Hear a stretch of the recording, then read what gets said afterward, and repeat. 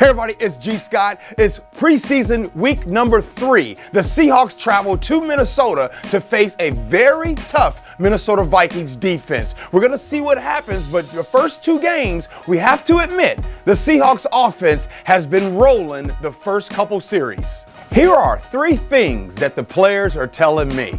First, the wide receiver position. Oh, do we have a competition battle right there. Of course, you all know there's Doug Baldwin, and of course you have Tyler Lockett. But there's some new additions that are there trying to fight to make this team. Jaron Brown, who used to be with the Arizona Cardinals, he has been phenomenal, both in training camp at practice and on the field, leading the team last week in yards and receptions. And of course, Brandon Marshall, he's going to be a possibility of making his team. But the one sleeper that a lot of guys are talking about, David Moore, number 83. You want to talk about a guy that's sneaky good, tough, and a competitor.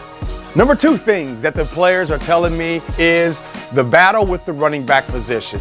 Yes, Chris Carson has looked fantastic so far. You saw how he was against the Chargers last week, and we look to see him much more this week versus the Minnesota Vikings. Mike Davis has been stellar, and for the first time in a long time, we got an opportunity to see C.J. Prosise. Look for C.J. Prosise to get more carries and see what happens with him during that game. And of course, as Rashard Penny battles back to get back from the finger injury, we're going to see what happens with this running back battle. But my sleeper this year, I love Mike Davis. Mike Davis, number 27, gritty, hard runner, always there. We'll see what happens as he gets in game number 3 against the Vikings.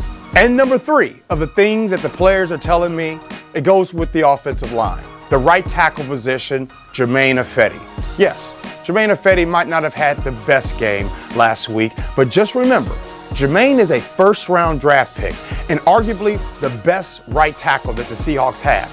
Even though that there's going to be competition going at that spot, some of the guys are telling me that they have faith in Germain Ifedi, that he's going to turn things around, especially in this game against Minnesota. Let's see what happens as this position battle continues.